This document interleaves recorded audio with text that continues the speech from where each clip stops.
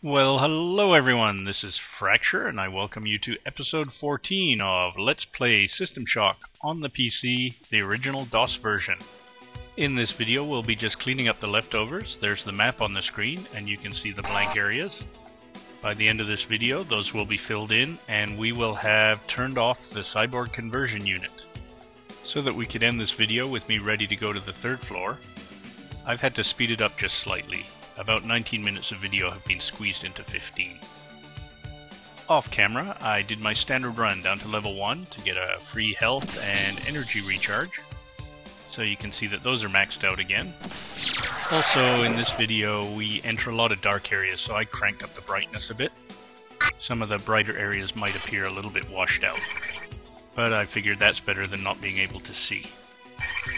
And that reminds me, apparently somewhere on level 1 there is a headlamp. It's called a neural implant, but I'm not sure why they would have to attach a headlamp to your brain. I might pick it up off camera just for completeness, but I generally don't use it if I do have it, because it tends to use more power than it's really worth.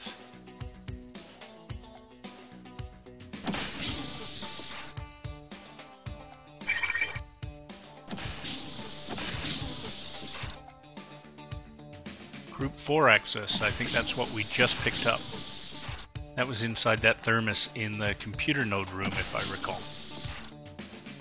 There won't be any more exciting fights or anything in this particular video. We really completed the level when we destroyed the computer nodes and fired the laser. But it's always worthwhile making sure you cover all areas on the map.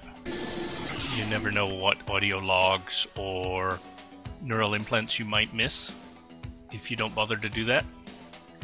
And of course it's nice to know where things like that power station are located. I'm being very cautious along here because I can hear a cyborg somewhere.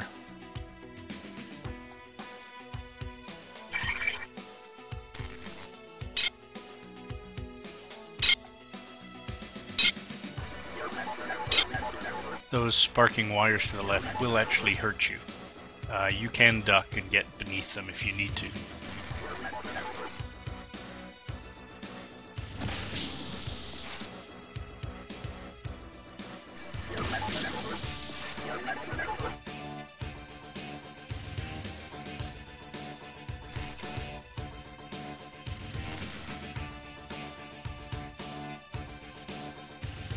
The map's starting to get a little bit confusing with paths crossing over other paths, but you'll recognize it soon enough.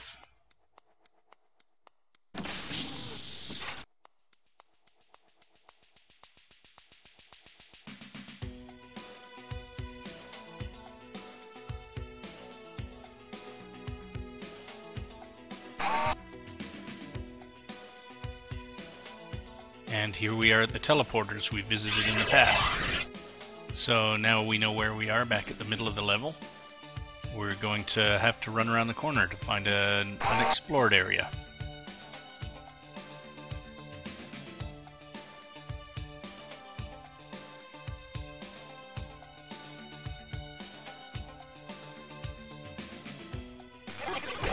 Teflon rounds sure rip through those cyborgs, but they're also kind of rare, so I'm going to switch over to standard rounds. If you look at the bullet icon to the lower left, you'll see little green dashes next to it. That shows you how many clips you have, but the color is also important. If I work my way through the stack of green dashes, they'll turn to yellow and refill, and then again refill and turn to red. In other words, I have 3 times as many clips as there are dashes there right now. Each clip has about 20 bullets in it, so I'm pretty good as far as standard bullets go at least. Now you know why I've been searching every corpse and picking up every clip as we go, even though I wasn't using them initially. One big benefit of using up ammo, rather than relying on the spark beam so much, is of course it leaves you with more energy and gives you more opportunity to use your neural implants.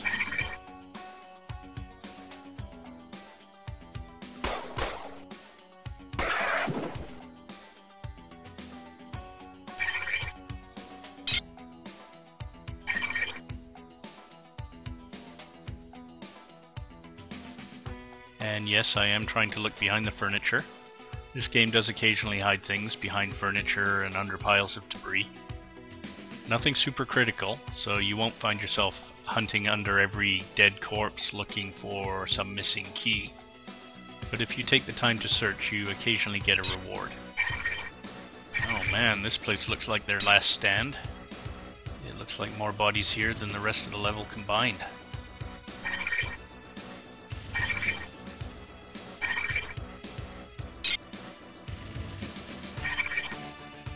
And what the heck is that silver thing? Dead gore tiger mutant. Oh good, something to look forward to.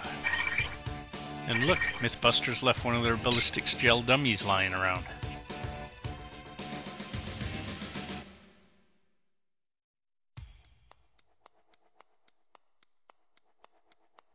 This note, I think, is making reference to those 4 breakers we found next to the recharging station. I thought the breaker I flipped turned on the charging station. According to that note, though, it turned on the lights in beta section. So we benefited from it without even knowing it.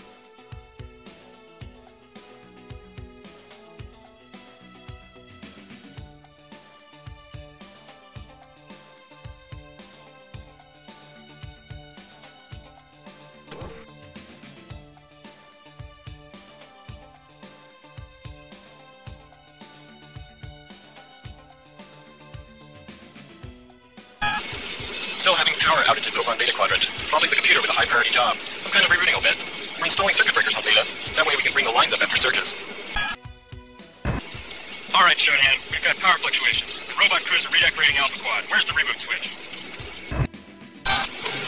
This is crazy. I'm locked out of my own office. And this damn security bot just keeps saying, she's changed the locks on the doors. Orders of Showdown. All the access codes are changed on this floor. So I go to Beta Quad for new access cards. And the security bot there starts attacking me. Me of all people. Well, you could sure tell I sped up the video listening to those logs. But they didn't really contain any new information for us anyway.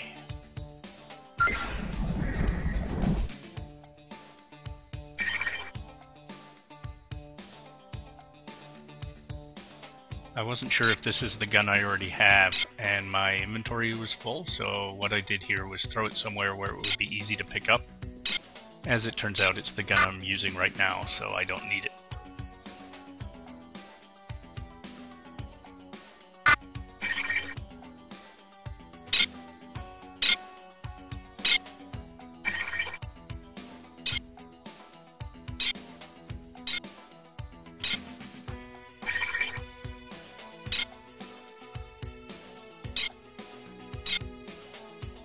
And looking at the dashes next to the bullet, it looks like you can actually have more than one stack of green dashes. So I guess the green dashes don't necessarily mean you have 3 times more ammo than you think. It means more along the lines of you have lots.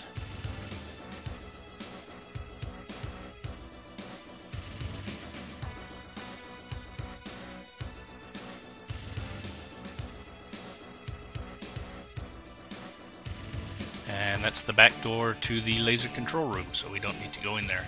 And there's the cyborg conversion unit.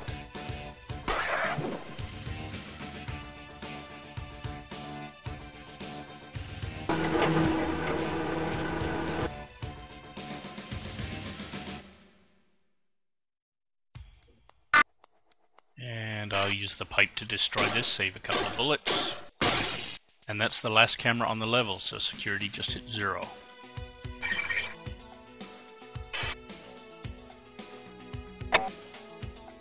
But where the heck is the cyborg conversion switch? I guess we're gonna have to just keep looking.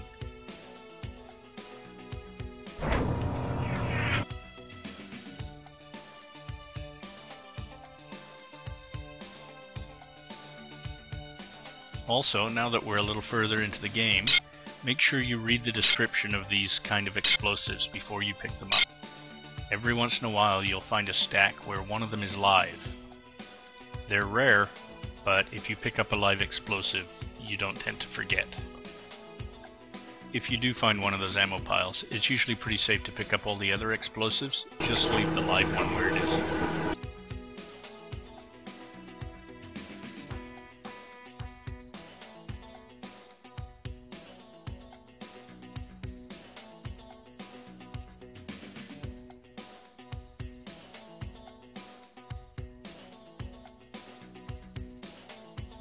And we're back at Gamma.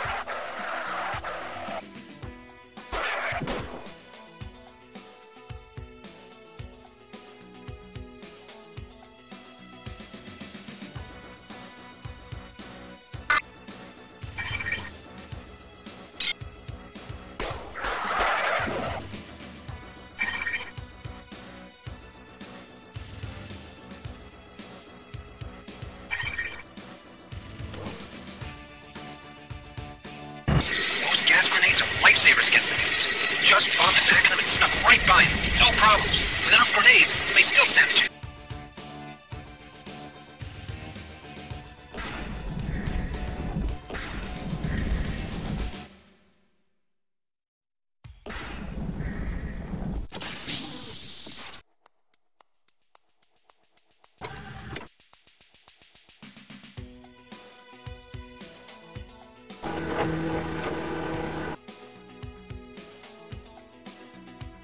Cyborg conversion cancelled. Standard station restoration procedures online. Excellent. Well, that switch was a little better concealed than the others.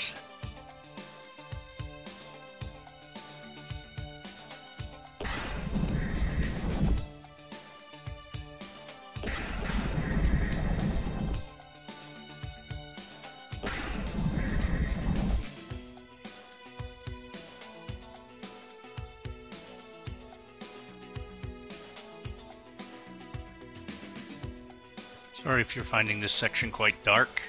It's just a long, narrow tunnel, nothing really to see anyway. We'll be out of here pretty quick.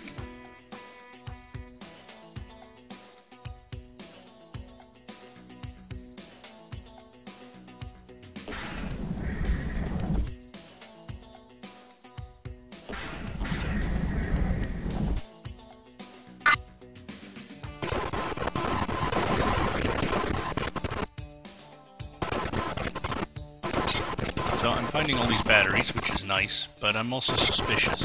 This is just the kind of hiding place they use for neural implants.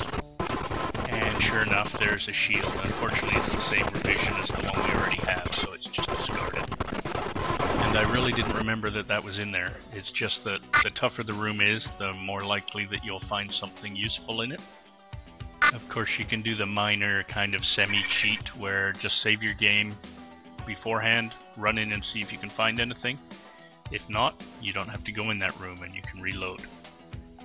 This note that I'm reading now is just discussing some negotiations between miners and the Trioptimum Corporation. So that explains the large mining laser that we had to destroy.